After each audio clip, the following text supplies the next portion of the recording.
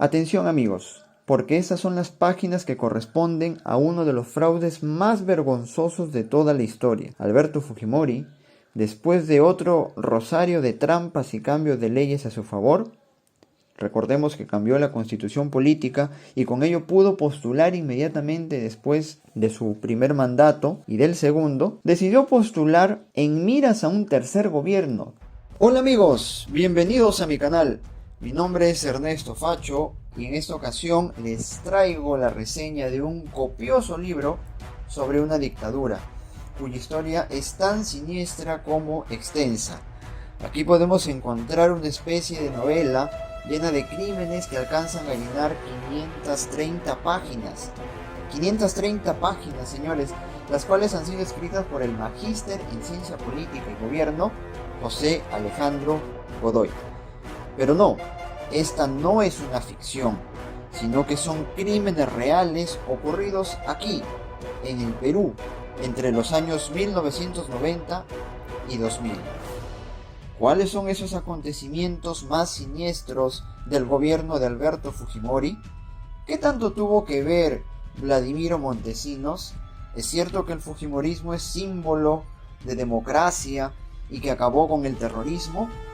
Quédate conmigo, que te voy a contar todo el horror que vi y reviví en este estupendo libro de José Alejandro Godoy, El último dictador.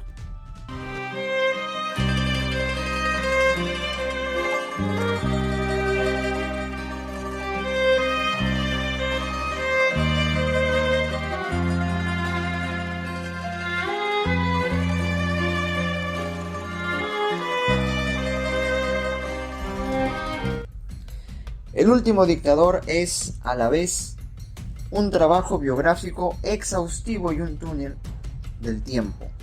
La historia arranca el domingo 10 de junio, cuando Mario Vargas Llosa está esperando los resultados de su participación en las elecciones contra Alberto Fujimori. Su desarrollo no es de manera lineal y se resuelve narrar otras historias relacionadas paralelamente, lo cual le da un aire novelesco y artístico a la historia, dado el uso de dichos recursos narrativos. Al principio del libro nos cuentan además cómo la carrera de Alberto Fujimori empezó con una mentira, puesto que había reunido en septiembre de 1988, en calidad de presidente de la Asamblea Nacional de Rectores, a 8 profesores para proponerles fundar un partido político. Primero dijo que era solo para una lista parlamentaria, pero cuando ya tuvo el apoyo y las firmas, se propuso él mismo como candidato a la presidencia y empezó un trabajo de hormiga respecto a las alianzas para ir ganando adeptos. Un año antes, Alan García lo había invitado a dirigir un programa en señal abierta que se llamaba Concertando, y gracias a ello, Fujimori ya estaba convirtiéndose en uno de los rostros más conocidos del país. Pero las trampas recién estaban empezando. Frente a Mario Vargas Llosa, gana las elecciones prometiendo que no iba a aplicar el shock. Sin embargo, ya en el poder lo ejecuta y se hace popular la frase de Hurtado Miller, que Dios nos ayude. En este libro, mientras van narrando el desarrollo de las elecciones, también se cuenta la historia de la persecución del GEIN, Grupo Especial de Inteligencia, a Sendero Luminoso. También encontramos los sucesos de la Virgen que llora, la visita de João Teixeira, cómo Fujimori, en su intento por acabar con el terrorismo, acaba también con la vida de inocentes. Allí es cuando surge, primero, el tan mentado caso de Barrios Altos, el cual surgió como una respuesta a un atentado contra los húsares de Junín a las 2:40 p.m. del 3 de junio. ¿Qué sucedió en aquella pollada donde había presuntos terroristas?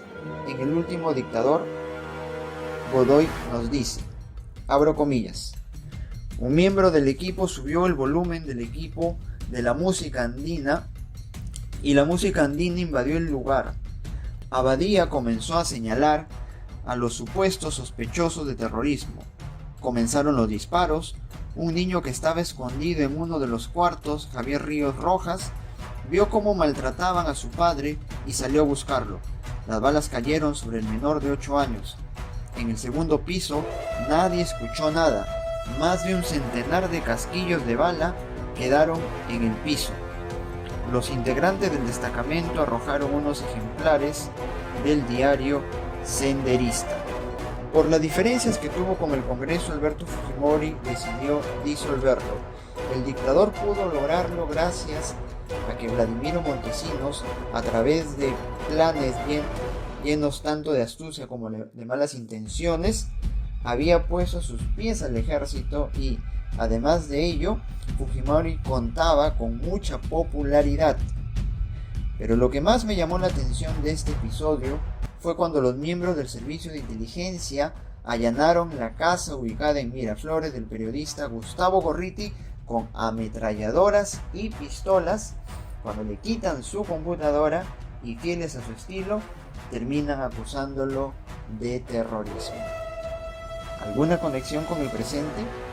El libro negro del Fujimorismo continúa con las ejecuciones extrajudiciales. ¿En qué consistió el caso de la Cantuta? Veamos.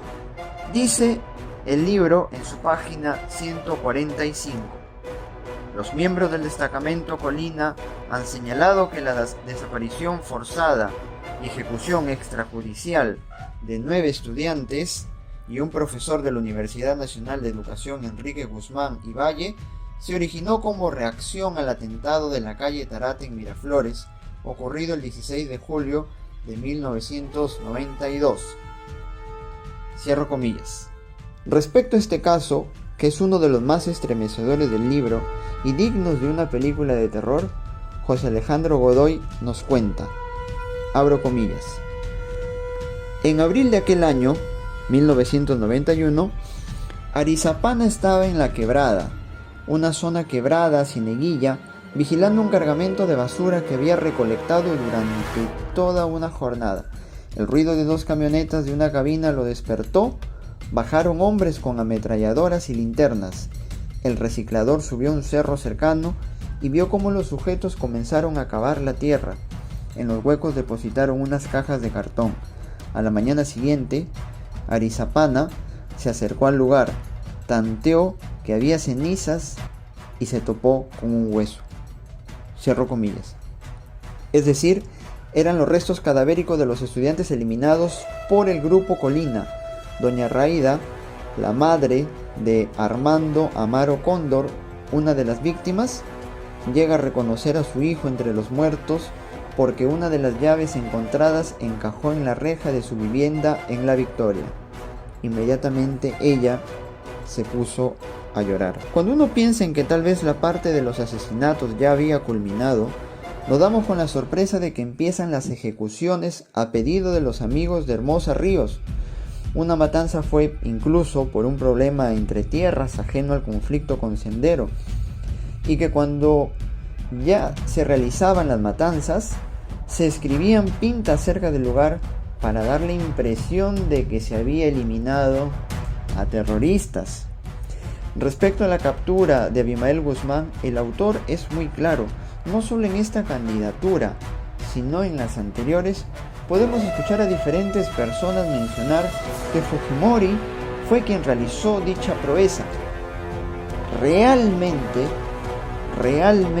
es cierto que el séptimo exgobernante más corrupto de todos los tiempos puso tras las rejas al hombre más peligroso de Sendero Luminoso. Godoy anota lo siguiente, abro comillas: aunque en las décadas siguientes Alberto Fujimori buscaría atribuirse cualquier mérito sobre la captura de Abimael Guzmán, lo cierto es que ninguna de las personas del más alto poder en el país sabía sobre la Operación Victoria, y menos aún tuvo participación en la captura.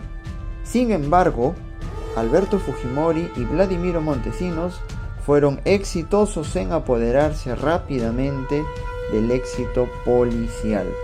Y fue sobre esa base que la corriente política que se fundó en 1990 tiene, 3 décadas después, adeptos fieles. Cierro comillas. Hay un capítulo en especial al que quisiera referirme, ya que tiene que ver directamente con el tema de las elecciones. La sección se llama Ni limpias, ni justas, ni transparentes. Ojo con este capítulo de la página 385 del libro. En el libro original, pues, claro está. Atención amigos, porque estas son las páginas que corresponden a uno de los fraudes más vergonzosos de toda la historia.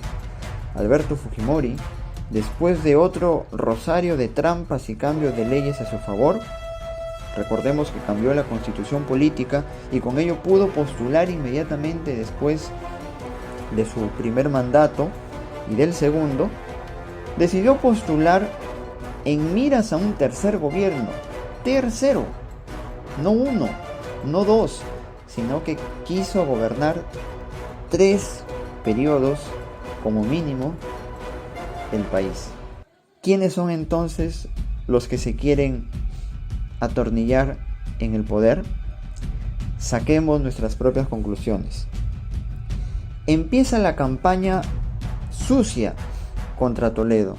Utilizan a Laura Bozzo, hacen que visite en el penal de Chorrillos a Violeta Mori, ex esposa del presidente de CLAE, Carlos Manrique Carreño, y lo obligan a decir que el líder de Perú Posible era uno de los principales responsables del caso CLAE. Es decir, la obligan a mentir, porque luego Violeta Mori sale a decir que todo lo que había dicho era mentira y que había hablado por presión de Laura Bozzo. Viendo Vladimiro Montesinos que Fujimori no renovaba su discurso y que Toledo estaba alcanzando cada vez más popularidad, hace una jugada a favor del candidato presidente, quien ya había pasado a segunda vuelta con el líder de Perú Posible. Abro comillas.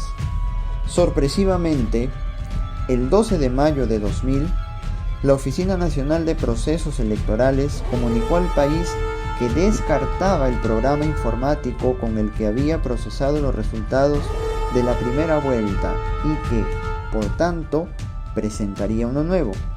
La misión de observación electoral de la OEA pidió a la OMPE una verificación del sistema. Sistemáticamente, la entidad electoral se negó a ello. Cierro comillas. Toledo, evidentemente indignado, se retira antes de tiempo de la carrera electoral y Fujimori gana por tercera vez las elecciones prácticamente sin rival, pero su final estaría cerca. Cabe mencionar que es en esta campaña cuando aparece la pegajosa letra de El ritmo del chino. ¿Sabías que el que compuso la letra fue el mismo Alberto Fujimori? La música estuvo a cargo de Carlos Raffo y un estudio especializado en jingles. Después de lo sucedido en el 2000, lo que corresponde al súbito y sospechoso cambio del sistema de la OMPE, censurado y acusado por organismos internacionales, podemos seguir diciendo que el fujimorismo es un partido que representa una lucha democrática. Déjame tu respuesta, por favor, en los comentarios. Queridos amigos, quiero recomendarles encarecidamente esta biografía, puesto que el fujimorismo sigue siendo una enfermedad que aqueja al Perú, no solo desde el sillón presidencial, sino a través del Congreso y de la flamante sucesora, la señora Keiko Sofía Fujimori. Además, el libro, a pesar de ser un trabajo periodístico con una lluvia de información muy impactante y detalles muy precisos, no tiene una narración cansada, sino que es ágil. Incluso debo añadir que me ha tenido más a la expectativa que muchas novelas que pecan de ser excesivamente detalladas, donde se manifiesta un narrador periodista. Aquí no sucede eso, definitivamente no sucede. Gracias amigos por haber llegado a esta parte del video. Esta ha sido la reseña de El último dictador de José Alejandro Godoy, y no quiero irme sin dejar un par de citas del libro, como ya es costumbre en este canal, correspondientes al capítulo Susana y la familia de esta inquietante y siniestra biografía. Susana Iguchi dijo, abro comillas, sufrí tortura con electroshock en 2 oportunidades. una en el año 1992 y otra en el año 2000. El electroshock fue luego de una denuncia de la ropa donada, luego del autogolpe, y luego de esos 4 meses que me mantuvieron encerrada en el Pentagonito, en el servicio de inteligencia del ejército, me torturaron con electroshock. Todavía pueden ser visibles ciertas huellas de quemadura hasta en la cara y todo el cuerpo. Cierro comillas. ¿Qué respondió Keiko? Ella dijo, abro comillas nuevamente: nunca tuve noticia de que mi madre haya sido secuestrada. Siempre estuvo con nosotros, pendiente de nuestras obligaciones escolares y, de ser así, que la secuestraron, nosotros lo habríamos notado fácilmente. Esto ocurrió por las ambiciones políticas que mi madre tenía y también por los problemas psicológicos que ella padece. Cierro comillas. Eso es todo, amigos. Gracias por pasar por mi canal. Viva la democracia, viva el Perú y que viva la literatura.